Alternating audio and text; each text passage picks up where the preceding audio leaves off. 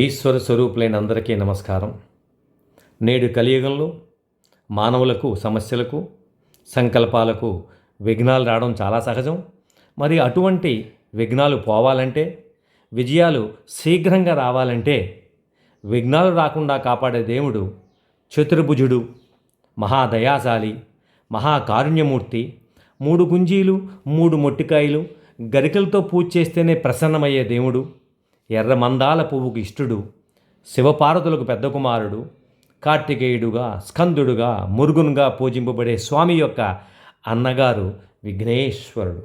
ఆ విఘ్నేశ్వరుని తలుచుకుంటే, ఆర్తితో భక్తితో పూజిస్తే, ఆయన ప్రార్థనలు చేస్తే తప్పకుండా విఘ్నాలు పోతాయి అన్నది శాస్త్రవచనం. కాబట్టి ఆ విఘ్నేశ్వర స్వామి యొక్క పవిత్రమైన శ్లోకాలు ఒక 9 శ్లోకాలు ఒకే చోట కూర్చి మీకు అందిస్తున్నాం. అందరూ పారాయణ చేయవలసినవి, ముఖ్యంగా పిల్లలు కూడా నేర్పవలసిన శ్లోకాలు ఇవి. పరీక్షలు రాసే ముందు, పరీక్షలు రాసాక, అనునిత్యం ప్రతినిత్యం జీవితంలో వారి యొక్క ఆత్మవిశ్వాసం మనోనిబ్బరానికి ఈ గణపతి ప్రార్థన, గణపతి యొక్క ఆశీస్సులు చాలా ఉపయోగపడతాయి. 1. ఓం వక్రతుండ మహాకాయ కోటి సూర్య సమప్రభ నిర్విఘ్నం కురు మే దేవ సర్వకార్యేషు సర్వదా. 2. శుక్లాంబరధరం విష్ణుం శశివర్ణం చతుర్భుజం ప్రసన్నవదనం ధ్యాయేత్ సర్వవిఘ్నోపశాంతయే. 3. అగజానన పద్మార్కం గజాననమహర్నిశం అనేకదంతం భక్తానాం ఏకదంతముపాస్మహే. 4.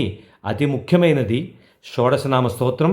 ఓం సుముఖచ్చైకదంతక్ష కపిలో గజకర్ణకః లంబోదరక్ష వికటో విఘ్నరాజో గణాధిపః ధూమ్రకేతు గణాధ్యక్షో పాలచంద్రో గజాననః వక్రతుండ శూర్పకర్ణో హేరంబ స్కందపూర్వజః.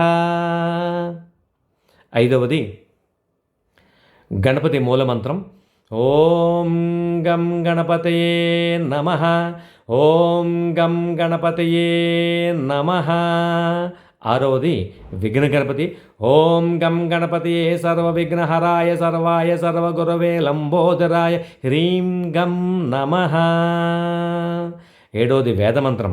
ఓం గణానాం త్వా గణపతి గుంహవామహే కవిం కవీనాముపమశ్రవస్తవం జ్యేష్ఠరాజం బ్రహ్మణస్పత ఆనశృణ్వన్నోతిభిః సీదసాదనం శ్రీమహాగణాధిపతయే నమః.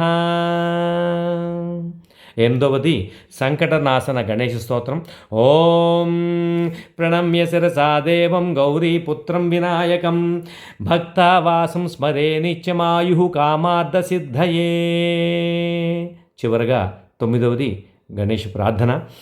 ఓం తొండమునేకదొంతమును తోరపు బొజ్జయు వామహస్తమున్ మృండుగమ్రోయు గజ్జలను మెల్లని చూపులు మందహాసమున్ కొండక గొజ్జ రూపమున కోరిన విద్యలకెల్ల నొజ్జయేయుండెడి పార్వతీ తనయ ఓయి గణాధిపా నీకు మృక్కెదన్.